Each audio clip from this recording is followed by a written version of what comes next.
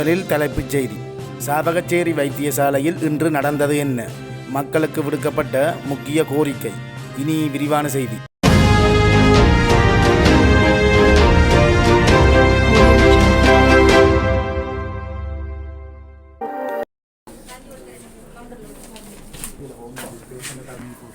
கம்ப்ளீட்டாகவே ஒரு டாக்டர்ஸ் தான் போயிட்டு நானும் எம்பிபிஎஸ் தானே படித்தேன். அதெல்லாம் நான் பேஷண்ட் நான் பார்த்து வந்துட்டு வேறு டிஸ்கஸ் பண்ணுறது ஃபஸ்ட் ஆஃபீஸுக்கு நீங்கள் ஹியூமன் ரைட்ஸ் கார்டு மட்டும் வந்து கடை இருக்கும். மற்றபடி வேறு எதாவது சொல்கிறீங்க நான் சொல்கிறேன். இல்லை இஷ்யூவை நீங்கள் வெளிப்படுத்திருக்கிறீங்க. இப்போ இன்றைக்கு வந்து அரெஸ்ட் பண்ண படிக்கிறேன். அதுகளை கொஞ்சம் பார்க்கவும் வேணும். நீங்கள் பேஷண்ட்டை பார்த்துட்டு ஒரு டைம் இருந்தால் நான் உங்களுக்கு ஏதாவது கேட்கணும்னா சொல்லுங்கள். பிளாக் பண்ணி பேஷண்ட் பார்க்குறது போகும். இல்லை சார், நாங்கள் பார்த்த விஷயங்கள் எங்களுக்கும் மேலே உங்களுக்கு காணவில்லை, தெரியவும் தெரியாது. எங்களுக்கு இந்த ஊடகங்களில் சமூக ஊடகங்களில் வந்த தகவலை பார்த்து தான் நான் இவ்வளோ பேரும் என்ன விஷயம் வந்து கேட்கத்தான் பாரதுக்குனாங்க. 2 நாளாக வைத்தியசாலையில் மருந்து கொடுக்கப்படையில என்ற ஒரு புறவாட்டை எல்லாரும் சொல்லியிருக்கிறோம். நீங்களும் அந்த தகவலை பரிமாற இருக்கிறீர்கள்.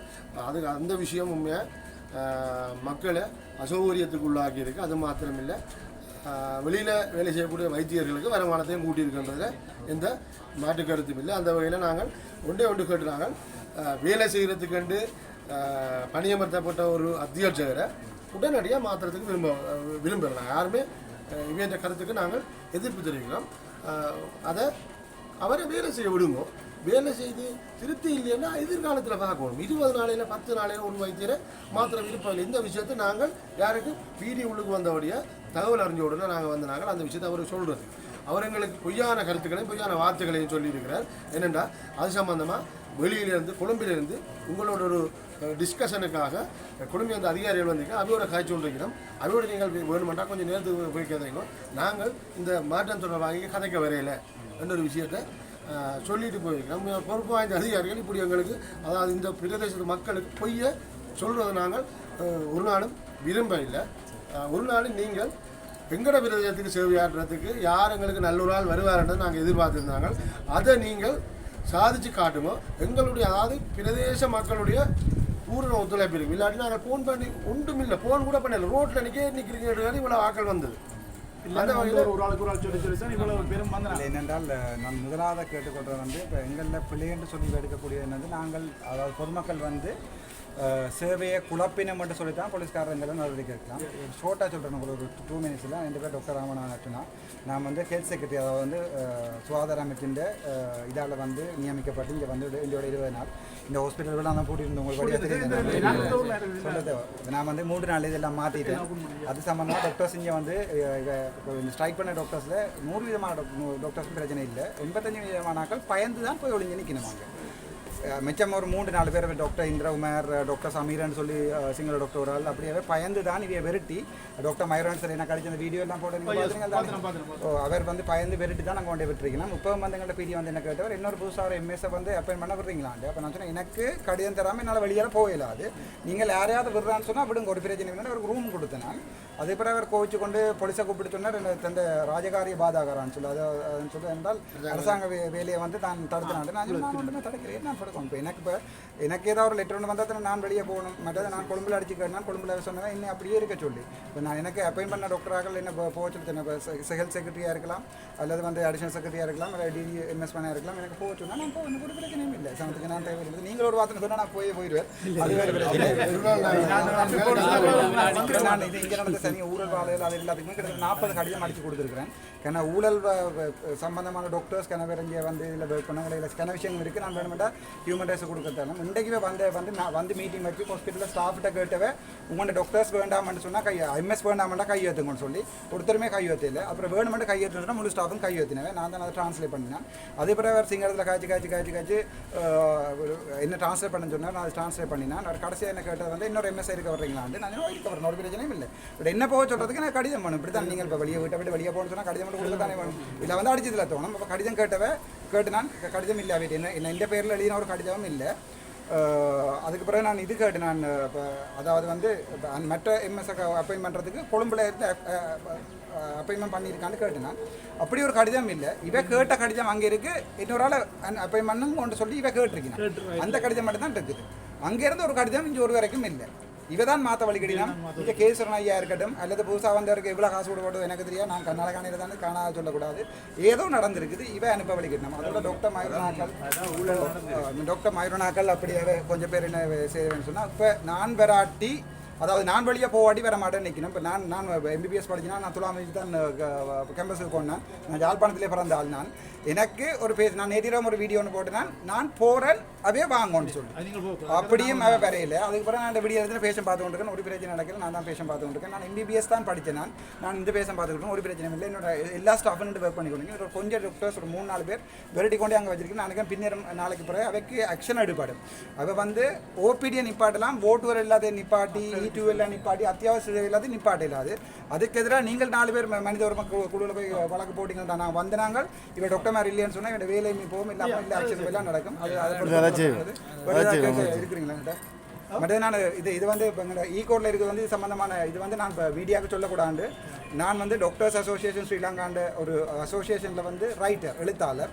அதோட ஸ்ரீலங்கன் கான்ஸ்டியூஷன், அதாவது என்னோட அரசியல் ஜாப் இருக்குது தானே, அதில் எனக்கு தெளிவான இருக்குது. நான் என்னத்தை நினைக்கிறேனோ அதை நான் சொல்கிறக்கூடிய உரிமை இருக்குது, அடிப்படை உரிமை இருக்குது. அந்த அடிப்படை உரிமையில் நான் சொல்கிறால ஒருத்தரையும் பாதிக்கப்படையில், நான் ஒரு பொய்யும் சொல்லல. அது கோர்ட்ஸுக்கு கொண்ட போட்டு கோர்ட்டு தீர்மானிக்க சனம் தாராளமாக வடிவாக அதில் போய் கோர்ட்டில் தீர்மானிக்கும் என்ன நடந்து சனம் கம்ப்ளைண்ட் வழக்கம். ஒரு நான் கேட்குற முழுக்க ஒரு இண்டிபெண்டன்ட் கமிஷன், அதாவது வந்து ஒரு சுதந்திரமான ஆணைக்குழு அமைச்சு சனத்தின் பாதிப்பு வராமல் ஒரு கம்ப்ளைண்ட் பண்ணக்கூடிய ஒன்றை இவ செய்வினமேனு சொன்னால் யாழ்ப்பாணத்துலேருந்து சனத்துலேருந்து தாராளமான கம்ப்ளைண்ட் போகும். முழு கல்லர் அது உதாரணத்துக்கு கேசவரன் ஐயா பயமெல்லாம் சொல்கிறேன். அவர் பிள்ளவிட்டவர் அடித்த கடிதத்தை கூட மூடிக்கணும். அதாவது அப்படியான விஷயங்கள் எல்லாருமே சயம் பண்ணி கொண்டிருக்கணும். இப்போ ஒன்றா தான் சயம் பயமெல்லாம் வழியாக காய்ச்சி கொண்டு இருக்குது. ஒன்று மட்டும் சொல்கிறேன், நான் எம்பிபிஎஸ் படித்தேன், மாஸ்டர்ஸ் மெடிக்கல் அட்மினிஸ்ட்ரேஷன் படித்தேன். எனக்கு வேலை இல்லையா, நான் வெளிநாடு போகிறது தயாராக இருக்கேன். நான் எம்எஸ்சி ப்ராஜெக்ட் மேனேஜர் எனக்கு நான் ஜாழ்ப்பாணில் பிறந்து ஜாழ்ப்பாணில் வந்தேன். நான் ஜாழ்ப்பாணில் வந்து வேறு ஒன்று வச்சு நான் எந்த கடிதம் இதை வடிவாக எடுத்துக்கணுங்க. எந்த அப்பாயின்மெண்ட் கடிதத்தையும் டிஃபெக்ட்ஸ் அடித்து அழிச்சவே நான் வர விடாமல். அதுக்கப்புறம் நான் ஹியூமன் ரைட்ஸுக்கு போய்த்தான் இந்த கடிதத்துக்கு அப்பாயின்மெண்ட் வந்த பிறகு இவ்வளவு ஆக்கள் எல்லாம் செட் பண்ணி டாக்டர்ஸ் எல்லாம் செட் பண்ணி தங்களுக்குள்ளேயே ஒரு இது ஒரு மருத்துவ மாவியா வந்து உங்களுக்கு வடிவாக தெரியும். நான் படித்தது வந்து இந்த பாஸ் பண்ணது இந்த வரைக்கும் ஒரு நாளுமே ப்ரைவேட் செஞ்சதில்லை. நான் கவர்மெண்ட் ஹாஸ்பிட்டலில் மட்டும்தான் ஒர்க் பண்ணி கொண்டிருக்கிறேன். உங்களுக்கு தெரியும், முன்னுக்கு இருக்கிற 2 ஹாஸ்பிட்டல் பெரிய இதெல்லாம் தெரியும். இங்கே இருக்கிற 2 சாமான கலட்டி விடுறது, எக்ஸ்ட்ரா இல்லைன்றது, அங்கே போய் எக்ஸ்ட்ரா எடுக்கிறது ஒரு 1500 ரூபா. அது என்னால் கொடுக்கலும், சில பேரால் கொடுக்கலும். 1500 ரூபா தொழிலாளிக்கு வந்து ஒரு டெஸ்ட் இதையும் போட்டு விட்டால் அது கஷ்டப்பாகும். யாழ்ப்பாணத்தில் அனுப்பி விடுறது இது ஒரு மாஃபியா. உதாரணத்துக்கு முருகனை காட்டுன்னு சொன்னால் காட்டையில் அப்போ என்ன நாங்கள் எல்லாம் போய் கும்பிட்றோம். அதே மாதிரி இது சில விஷயங்கள் வந்து அவர் போய்த்தான் கண்ணுக்கு தெரியாது. அது எல்லாருக்குமே தெரிஞ்ச விஷயம், கண்ணுக்கு தெரியாது. காத்தடிக்கு ஒருத்தருக்கு தெரியல தானே. அந்த மாதிரி இதை வேறு ஏதாவது கேட்குறேன்னா சொல்லுங்க. நேற்றைய சம்பவம் என்ன மாதிரி சார்? நேற்றுக்கு இல்லை, முந்தினாத்து வந்து எங்களோட ப்ரொவின்ஷியல் டைரக்டர் ஹெல்த் சர்வீஸ் வந்து ஒரு கடிதம் எழுதி கொண்டு வந்தவர் இன்னொரு எம்எஸ்ஐ விடவான்னு சொல்லி என்னை வந்து வேறு ஃபோர்ஸ் பண்ணி வெளியே போகணுன்னு சொன்னவர். நான் எனக்கு ஒரு பிரச்சனையும் இல்லை. பட் எனக்கு வந்து அப்பாயின்மெண்ட் பண்ணப்பட்ட அத்தாரிட்டி வந்து எனக்கு திருப்பி ரீஅசைன்மெண்ட் பண்ணணும் கொழும்புக்கு அல்லது வேறு எங்கேயா போச்சுட்டு கடிதம் அடி கொண்டு தெரியும். சாதாரணமாக ஒரு நடைமுறை தானே. அதை நான் கேட்டேன். நான் அப்போ அதுக்கு பிறகு அதுக்குரிய கடிதம் ஒன்றும் இல்லை. என்ன மாற்றுன்னு கேட்ட கடிதங்கள் மட்டும் தான் இருக்குது. அதோடு நான் கொழும்பில் அடித்து எனக்கு அப்பாயின்மெண்ட் சார் மேட்ட கேட்டேன். அவர் சொன்னேன், இது வந்து நாங்கள் கொடுத்த அப்பாயின்மெண்ட், மாத்திர உரிமை எங்களுக்கு மட்டும்தான் இருக்குது. அதால் நீங்கள் அங்கேயே இருங்கோ, எங்கள்கிட்ட கடிதம் வந்தால் போங்க. அதனால் அப்படியே இருக்குது. அதே கடிதம் ஒன்று தந்தால் பொதுமக்களுக்கும் விருப்பம்னு சொன்னால் நான் போயிருக்கேன். ஒரு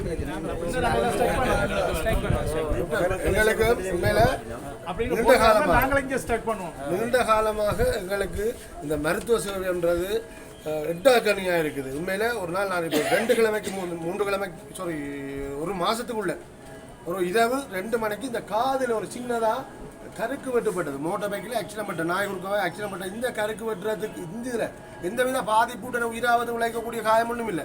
இந்த இடத்துல 2 தையல் அல்ல 1 தையல் போடக்கூடிய ஒரு நிலைமையில இரவு 2 மணிக்கு இங்கே இருந்து ரான்சர் பண்ணினது இதே இடத்தை வச்சு அந்த போட்டுக்கு அனுப்பி போட்டுக்கால ரான்சர் பண்ணது. நான் தான் அந்த பேஷண்ட்டை கூட்டிக் கொண்டு போனேன். ரோட்டில் சந்திச்சினேன், அந்த பேஷண்ட்டை கொண்டு வந்தேன். அது நான் நேரடியாக பாதிக்கப்பட்டது. அது இங்கே அப்படி ஒரு நிலைமை இருக்குமெண்டா எனி டைம் வந்தாச்சு தையல் போட்டாச்சு டெகிரிக்குள்ள இருந்துட்டு போயெல்லாம். ஆப்ரேஷன் தியேட்டர் காட்டி 14 வருஷம் இது ஒரு நாளுமே தரவாடையில் வந்து 3 நாளில் திறந்தனால் 25 டாக்டர்ஸ் இருக்கணும். வடிவா வேலையெல்லாம் இவையெல்லாம் வந்து வேறு மாவட்டங்கள்லேருந்து வர்றது, வேலைகிறது 10 நாள் 5 நாள் மிச்சம் 25 நாள் போகிறது, ஃபுல் ஓட்டி எடுக்கிறது. அதுக்கு நான் ஒன்றுமே செய்யலை. கடிதம் அடிக்கல் ஒன்றும் இல்லை. நான் ஒவ்வொரு நாளும் 8 மணிக்கு போய் பார்த்தேன்னா எடுக்கணும். ஓட்டம் செய்கிற இந்த கடமை போய் பார்த்தினான், 11 மணிக்கு போய் பார்த்தினான், 5 மணிக்கு போய் பார்த்தினான், இரவு போய் பார்த்தினான்.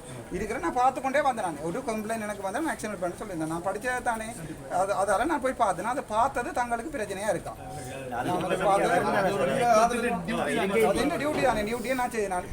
சில டாக்டர் மேரேஜ் எடுத்து ரிலீஸ் பண்ணி விட்டுருக்கேன். அதுக்கெல்லாம் வந்து இன்கொயரி வந்திருக்கேன். அதுக்குரிய எல்லா டாக்குமெண்ட்டும் கொடுத்துருக்கேன். நான் எந்த கையால் பிழை ஏதாவது செய்தான்னு தெரிஞ்சால் நானே போகிறேன். ஒருத்தரும் அனுப்ப தேவை. 15 வருஷமா ஒரு இது 13-14 வருஷமா உங்களுக்கு தெரியும். நீங்கள் ஒரு கடை ஒன்று திறக்க கதவு வேண்டணுமோ இல்லையோ? இல்லை, அதுக்கான கதவு இல்லைன்னு சொல்லி 15 வருஷமா கடையை ஸ்டார்ட் பண்ண இருக்கணுமோ இல்லையோ? இந்த பில்டிங் கட்டின காசில் 400 மில்லியன் வந்தது. அதில் 200 மில்லியன் தான் கட்டினது. மிச்ச காசு எங்கேன்னு போனால் எனக்கு தெரியாது, நீங்களே தேடி பிடிங்க. அதில் இந்த பின்ன ஆப்ரேஷன் இது திறந்து நான் 2018 21 வரைக்கும் இது ஃபுல்லாக முடிஞ்சுது. 2018 2021 வரைக்கும் நான் இங்கே இருந்தேன். நான் இங்கேருந்து அடிபட்டு நான் சொன்னேன், நான் செத்தாலும் பொடி யாழ்ப்பாணத்து இங்கே கொண்டு வரக்கூடாது. அவ்வளோ ஓரமத்தெல்லாம் வெளிக்கிட்டு போனால் நான் யாழ்ப்பாணத்து வரக்கூடாது. அவ்வளோ கஷ்டப்படுத்தினேன் என்ன. அதுக்கு பிறகு திருப்பி யோஜனை இல்லை, போய் யாழ்ப்பாணத்தை திருத்தணும்னு சொல்லி நான் வந்து 40 கடிதம் இதுவரைக்கும் அடிச்சிருக்கேன். எல்லாருக்குமே பிள்ளை விட்டாக்களே கடிதம் காரணத்தான் கூட அடிச்சினான். அந்த கடிதத்துக்கு காரணம் போடணும் வேண்டாம். அவன் கொப்பியெல்லாம் கொழும்புக்கு அனுப்பிட்டேன். அப்போ அவன் அங்கே பார்ப்பினான். இவ்வளோ யாழ்ப்பாணத்துக்குள்ளே வச்சுக்கொண்டு தான் இப்போ ஆனார கிஞ்சலை வச்சு ஆட்சி நடத்துறது. இப்போ நான் அங்கேருந்து எனக்கு சப்போர்ட் அங்கே படிப்பிச்ச கண்ணசர் வந்து இல்லை விருப்பமாக இருக்கணும். அங்கே இருக்கலாம் ஃபோர்ட் பண்ணி கொண்டிருக்கேன். அது வந்து சரியான முறை. இங்கே நடக்கிற பிள்ளைகளில் கொப்பியில் இவற்றை ஏன் நடந்ததுன்னு கேட்டுட்டு அந்த கொப்பி அங்கே அனுப்பி கொண்டிருக்கேன். அப்போ அந்த கொப்பியலுக்கு வந்து அவன் பதில் போடணும் அந்த பயத்தில் வந்து இப்போ எனக்கு இந்த ஆக்ஷன் எடுத்துக்கிட்டேன். இப்போ அவையால் எடுக்கலான்னு தெரிஞ்சோடனே இவர் கேசுரன் ஐயா வந்து எனக்கு முன்னால் டிஜிட்டை கால் பண்ணி சொன்னவர் வேணா விட வேண்டாம்ட்டு. அதுக்கு பிறகு எந்த கடிதம் செக்ரட்டரி சைன் பண்ணினா பிறகு டிஃபெக்ஸ் அடித்து நான் ஹியூமன் ரைட்ஸுக்கு போய் ஹியூமன் ரைட்ஸில் கம்ப்ளைண்ட் பண்ணி அந்த பயத்தில் திருப்பி சாவச்சேரி விட்டவன் வந்த பிறகு பிளான் பண்ணி டிஃபெக்ஸ் அடிப்பேன். சாதாரணமாக சொல்லுவோம், ஒரு கடிதம் மட்டும் அடித்தா கவர்மெண்ட் டாக்குமெண்ட்டில் வந்து டிஃபெக்ஸ் அடிக்கலாம். நீங்கள் வெட்ட வேணும், அதுக்கு மேலே குட்டி சாயம் வைக்கணும். சரி தானே, அதான் முறை. இவன் அதை டிஃபெக்ஸ் அடித்து ஒழிச்சு என்ன அங்கெல்லாம் அனுப்பினவன். நான் ட்ரை பண்ணி பார்த்தேன்னா 5-6 நாள் பார்த்தேன்னா சரி வரையில் என்னை கொண்டு ஒரு மூலையில் நிறுத்தி விட்டுனேன். அதுக்கப்புறம் நான் ஹியூமன் ரைட்ஸில் போய் கடிதம் கொடுத்தேன். கடிதம் கொடுத்து 2 நாளில் படாருந்து கடிதம் படிச்சு வந்தீங்கன்னா சாவச்சேரி போகுது. இப்போ இனி பார்க்கணும் வேண்டாம், டாக்டர்ஸை குழப்பி விடுவோம்னு சொல்லி இங்கே ஒருத்தரும் இல்லை. மற்ற ஜேஎம்ஓ டாக்டர் ஒரு ஆள் இருக்கிறார். உங்களுக்கே தெரியும், அந்த வாசலேருந்து இந்த வாசல் வரைக்கும் இவ்வளோ தூரம்னு சொல்லி பின்னர் 4 மணிக்கு பிறகு இந்த வாசலுக்கு பின்னால் ஒரு பொம்பளை பிள்ளை போய் அந்த ஜேஎம்ஓ டாக்டரை பார்க்கணுமோ? இந்த இதில் ஒரு குருவி காக்காமல் இருக்காரு. நான் ஒன்றுமே செய்யலை. எனக்கு கம்ப்ளைண்ட் வந்தது. எனக்கு உங்களுக்கு தெரியும், நான் துணிஞ்சு என் ஃபேஸ்புக்கை போட்டிருக்கேன். ஃபேஸ்புக்கில் என் ஃபோன் நம்பரை போட்டிருக்கேன். கண்ணா அம்மா மாதிரி சொன்னவன் இப்படி பிரச்சனை அப்படி பிரச்சனை கணவர் சொன்னவன் 50,000 வேணும் 20,000 வேணும். நான் அது ஒன்றுக்குமே ஆக்ஷன் எடுக்கல. ஏன்னா இந்த இன்ரைட்டிங் இல்லை தானே. ஏமோய் அடிச்சு நான் 24 தேதி உங்களோட ஆஃபீஸுக்கு கொண்டு முன்னுக்கு போடணும்னு சொல்லி அதை கடிதமாக அடிச்சு கொடுத்தேன். அதுக்கு பிறகு தான் எனக்கு தூசணத்தால் பேசி பிரச்சனைப்பட்டு இப்போ 2 நாளைக்கு முன்னே வந்து இங்கே எல்லாம் அடித்து இன்றைக்கும் போலீஸோட வந்து போலீஸ் உண்மையாக வந்து பிளவிடையில். ஆனால் எந்த கம்ப்ளைண்ட் எடுக்காமல் எனக்கு அடித்தவற்ற கம்ப்ளைண்ட் எடுத்து இன்றைக்கு நான் அதை ஃபேஸ்புக்கில் போட்டுட்டு நான் சொல்லி போலீஸ் சொல்கிறேன். நான் ஃபேஸ்புக்கில் போட்டதுக்கு எனக்கு வந்து அடிப்படை நான் வந்து ஸ்ரீலங்கா ஒரு எனக்கு பாதிக்கப்பட்ட நான் ஃபேஸ்புக்லையும் போடக்கூடாது. நான் சுவரில் அவள் பார்த்து சொல்லி கொண்டிருக்கிறது. எனக்கு இருக்கக்கூடிய ஒரே ஒரு வழி சனம் பார்க்கணும். இந்த ஆதரவு தெரியும் இந்த விஷயம் வெளியால் போயிருக்காது. அப்போ வெளியால் மறக்கிறதுக்காண்டி ஆன்லைன் பில் ஆக்ட்னு சொல்லிட்டு போலீஸ்கார் வந்துடுவேன். அப்போ என்ன சொன்னால் நான் லோ படித்து கொண்டிருக்கிறேன். 5 டிகிரி செய்து நான் LLB செய்து கொண்டிருக்கிறேன். நான் எனக்கு தெரியும், எனக்கு இலங்கை சட்ட விரைவும்படி எனக்கு நான் என்ன நினைக்கிறேனோ அதை சொல்கிற உரிமை வந்து எனக்கு இருக்குது. அதால் நான் இந்த விஷயத்தை வந்து நான் அதில் சொல்லிக்கிறேன். நீங்கள் கோர்ட்ஸுக்கு போங்க, நான் கோர்ட்ஸில் ஃபைல் சொல்லிக்கொண்டு சொல்லி அதுக்கும் பார்த்தவே. அதுக்கு பிறகு இன்னொரு எம்எஸ் இருக்க கேட்டவே போலீஸ்காரன் சும்மா தான் கழிச்சு பார்த்தவே. நானும் உடன்படிக்கைக்கு வந்தேன். இன்னொரு எம்எஸ்ஸை வேணுமாண்டா இன்னொரு ரூமில் இருக்க சொன்னேன். நான் அவரும் அதுக்கு தான் பக்கத்தில் இருக்கிற பிரச்சனையில் நீ வேலையை செய்யணும்னு சொல்லி என்னோட சீனியர் தான். பட் அவர் வேறு பர்பஸுக்காக நீங்கள் வந்தவர் எல்லாருக்கும் மாசானே ஹாஸ்பிட்டல் சார் தான் அவர் வந்தவர். அப்புறம் அவருக்கும் இடம் கொடுத்தினா. அதுக்கு பிறகு பார்த்தீங்கன்னா சார் வந்து அந்த புத்தகம் ஒன்றை கேட்டவர், அதாவது வந்து MS பதிகிற புத்தகம் ஒன்றை கேட்டவர். அந்த புத்தகத்தை காணையில் இப்போ திடீரென்று என்ன வந்து என்ன புத்தகம் கொண்டு வான்னு சொன்னால் காணையில் என்னோட தான் தந்தைன்னு சொன்னால் நான் பார்த்தேன்னா சரி பார்த்தேன்னா காணையில். அப்போ பதட்டம் எல்லாம் வந்து அச்சுறுத்தைக்கு அப்போ நான் சொன்னால் புது புத்தகம் ஒன்றை போட்டு அதில் எழுதுவோம். புது புத்தகத்தில் என்ன சைன் பண்ண சொன்னேன். அப்படி சொன்னால் ஒரு ஆள் பயப்படுத்தலாம் இதில் சைன் பண்ணி நான் எனக்கு சைன் பண்ணேன். எனக்கு மேலே ஆஃபீஸர் நீங்கள் தானே சைன் பண்ணி கொண்டு அவர் சைன் வைக்கலாம்னு சொல்லி எனக்கு எதிராக ஆக்ஷன் எடுத்து போலீஸை போட்டு என்ன தூக்குறேன்னு சொல்லி போட்டு போயிருக்கேன்.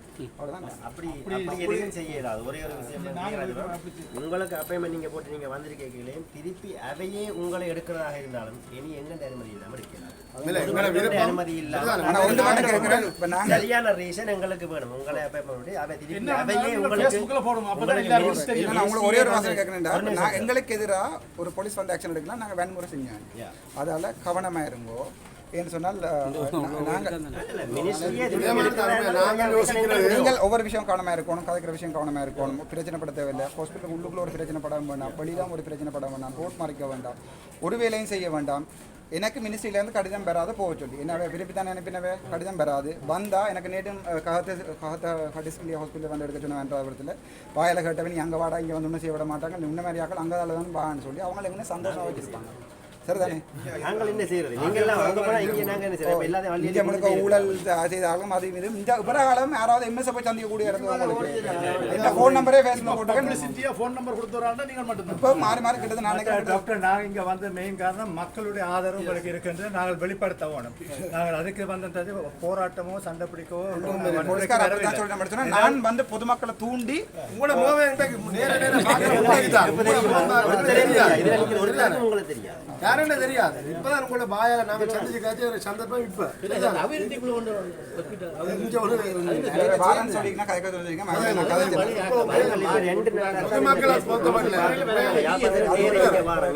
உண்மையில நாங்கள் ஒரே ஒரு ஆள் என்ன கடவுள் உண்டு கண்ணுக்கு தெரியாதவர் கடவுள் கடவுளுக்கு அடுத்ததா கண்ணுக்கு தெரிஞ்ச கடவுள் உண்டு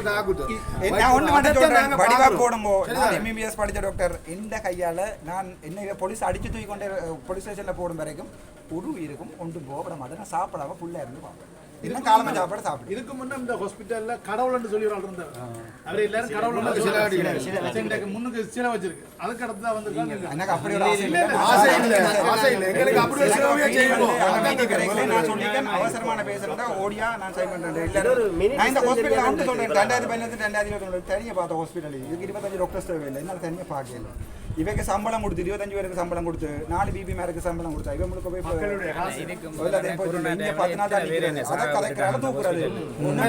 ஒரு வைத்தியர் இன்னொரு வைத்தியரை தாக்குற அளவுக்கு வந்திருக்குன்னு சொன்னா அதை நான் மீடியாவில் எனக்கு உங்களுக்கு சாரா தெரியும் உங்களோட வீட்டை நான் பாரேன் உங்களுக்கு அடிக்கிறேன் யாரை போலீஸ் அரெஸ்ட் பண்ணணும் என்ன அரெஸ்ட் பண்ணி கொண்டு போய் அடிச்சவன்கிட்ட ஃபர்ஸ்ட் ஸ்டேட்மெண்ட் எடுத்து எஃப்ஐஆர் எடுத்து அடிவாண்டினவன்கிட்ட செகண்ட் எடுத்து இது எந்த இன்ஸ்டிடியூஷன் இங்கே வெளியாலும் இல்ல யாழ்ப்பாண போதரா வைத்தியசாலை வேலையில ஒரு டாக்டர் டியூட்டி அங்க டியூட்டி டைம்ல இங்க வந்து மீட்டிங் போட்டு எனக்கு அடிக்கிறது தான் இந்த உலகத்துல நியாயம் என்றால் அந்த நியாயத்துல இருந்து வேலை செய்யற எனக்கு இந்த ஸ்ரீலங்கால வேலையில விருப்பமே இல்லை எங்களுக்கு தெரியாது மக்களுக்கு தெரியாது உங்களோட பாதுகாப்பு இனி இந்த பிரதேசம் போலீஸ் வந்து சொல்லியிருக்கணும் போலீஸ் வந்து சொன்னா அதுக்கெல்லாம் மினிஸ்ட்ரியில் எல்லா இடம் கதைச்சிருக்குது நான் ஓமெண்ட் இன்னொரு நிமிஷம் போடுறது ஓமெண்ட் இருக்கேன் அவர் கதிரை எல்லாம் கொடுத்து ஓமெண்ட் சொல்லியிருக்கேன் நான் வாங்க விரும்புன்னு சொல்லி டாக்டர் ரஜீவன் சொல்லி எல்லாருக்கும் மாசதானே செய்யறதுக்கு அவர் ஒரு 2 நாளைக்கு எம்எஸ் இருக்கட்டுமே நாங்கள் கஷ்டப்பட்டு 119 பேர் எக்ஸாம் எடுக்கே படிச்சு 4 இங்கே வந்தால் நான் இப்போ எனக்கு இப்போ நான் போகிறேன்டா கூட அங்கே தெற்கு பக்கம் பான்னு சொல்லி கூப்பிடும் அங்கே நிம்மதியாக வேலை செய்யலாம் இப்படியான ஊத்தவாளி ஆக்கள் அங்கே இல்லை அதனால் சொல்கிறேன் எங்கள் டாக்டர்ஸ் என்ற பேரில் எல்லாருமே டாக்டர்ஸ் சரியான ஆக்கள் இல்லை இங்கே ஒரு 1-2 பேர் டாக்டர்ஸ் என்ற பேரில் ஏதோ தவறுதலாக எக்ஸாம் போய் அடிப்பேன் நீங்கள் எனக்கு ஏதாவது சொல்லுங்கள் அவங்களுக்கு அடிக்கலாம் அடித்தா பிறகும் அந்த எந்த ஃபோனை பறிச்சு கொண்டு போய் பொக்கலில் இருந்து 2,75,000 ஹாசையும் பறிச்சு கொண்டு போய் ஃபோனை கொண்டு போய் பொலிசில் கொடுத்துட்டீங்கன்னா நிலத்தில் இருந்தார் நான் ஃபோனை கேட்க இங்கே இருந்து ஃபுல்லாக தெரியல ஆனால் காசு அதான் நிலத்தில் ஃபோன் எடுத்தால் நீங்கள் யாருன்னு கேட்டு தானே கொடுப்பீங்க அதை விட்டு கொண்டு பொலிசில் கொடுப்பீங்களா இவர் அடிச்சு பறிச்ச வீடியோ இல்லை ஃபோட்டோ இதில் போட்டிருக்கேன் வீடியோவில் போட்டு இதை விட நான் என்ன சொல்கிறது இதுதான் உண்மை ரைட் கூட வீடியோ சாவச்சேரி ஆதார வைத்தியசாலையில் நேற்றும் மற்றும் இன்று ஆகிய நாட்களும் இதுவரையில் எந்த விதமான வைத்திய சேவைகளும் வழங்கப்படவில்லை. அதாவது வைத்திய அத்தியட்சகர் தவிர்ந்த மற்றவர்கள் அந்த வைத்தியர்கள் சேவையில் ஈடுபடாத ஒரு நிலைமை காணப்படுகின்றது. உண்மையிலே இங்கு ஒரு வைத்திய அத்தியட்சகர் பணியமர்த்தப்பட்டதும் அவரை வலுக்கட்டாயமாக இங்கிருந்து வெளியேற்றுகின்ற நடவடிக்கையில் இந்த வடமாகாண சுகாதார சேவைகள் திணைக்களம் முன்னெடுக்கின்ற நடவடிக்கை உண்மையில மக்கள் மனதில் மிகவும் கஷ்டத்தை கொடுக்கின்ற ஒரு நிலைமையாக காணப்படுகின்றது. ஏனென்றால் ஒரு வைத்திய அத்தியட்சகர் ஒரு வைத்தியசாலைக்கு பணியமர்த்தும் போது அந்த பகுதி மக்களுடைய வளர்ச்சிக்காகவும் அந்த மக்களுடைய அந்த வைத்தியசாலையுடைய வளர்ச்சிக்காகவும் மக்களுக்கு அதிக சேவையை வழங்கும் நோக்கோடு தான் அங்கு பணியமர்த்தப்படுவது வழமை.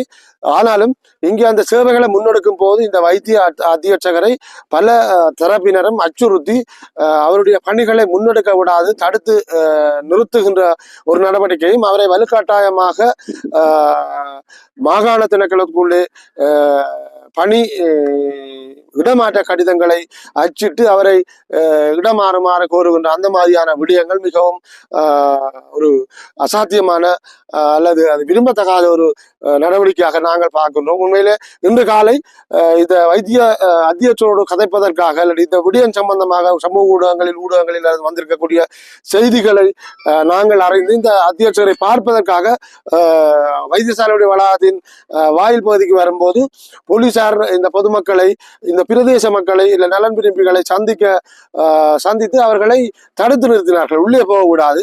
அது மாத்திரமல்ல, வன்மையாக கண்டிக்கத்தக்க ஒரு விடயம், இந்த நீதியை கோருவதற்காக நீதியை கேட்பதற்காக இந்த வைத்தியசாலைக்கு உள்ளே வரவிருந்த ஒரு நபர், அதாவது ஞான பிரகாசம் கிஷோர் என்கின்றவரை போலீசார் வலுக்கட்டாயமாக கைது செய்து இப்போ போலீஸ் சாவச்சேரி போலீஸ் நிலையத்தில் தடுத்து வச்சிருக்கிறார்கள், அதாவது கூண்டில் அடைத்து வைத்திருக்கிறார்கள். அந்த விடயம் உண்மையிலே ஒரு கண்டிக்கத்தக்க விடயம்.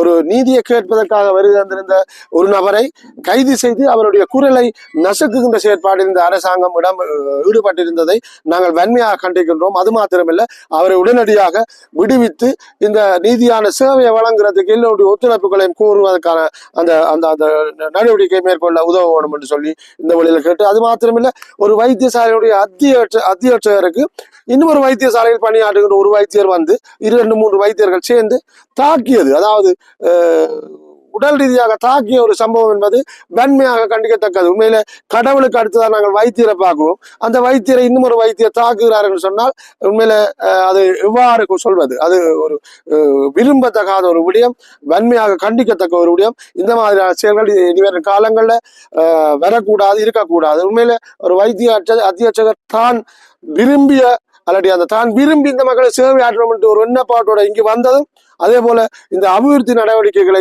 11 வருஷமா திறக்காம இருந்த இந்த புதிய கட்டிடத்தை திறந்து இப்போது அந்த மக்களுடைய சேவையாற்றி கொண்டிருக்கிற இந்த நிலைமையில் இவ்வாறான நிலைமைகளை விரும்பாத அதிகாரிகள் தான் சொல்லியிருக்கிறேன். விரும்பாத அதிகாரிகள் இவ்வாறான இந்த அத்தியட்சகரை மாற்றுவதற்காக எடுக்கின்ற முயற்சிகள் ஒரு நாளும் வெற்றியளிக்க போவதில்லை. அதற்கு இந்த பிரதேச மக்கள் அல்லாட்டி இந்த வைத்தியசாலையை பயன்படுத்துகின்ற பிரதேச மக்கள் ஒருபோதும் அனுமதிக்கவும் மாட்டோம். நிச்சயமாக இந்த வைத்தியர் மாற்றலுக்காக இதையும் கூட மேலதிக நடவடிக்கைகள் எடுக்கப்படுமாயின் எங்களுடைய பிரதேச மக்கள் அனைவரும் ஒன்று திரண்டு இந்த அநீதியான நடவடிக்கைக்கு எதிராக குரல் கொடுக்க எல்லாரும் வர வேண்டும் என்கின்ற ஒரு கோரிக்கையை நான் இந்த வேளையில நான் ஒரு பொதுமகனாக இந்த வைத்தியசாலையில பயனடைகின்ற ஒரு பொதுமகனாக நான் இந்த விடயத்தை எல்லார்ட்டையும் கோரிக்கையாக வைக்கின்றேன்.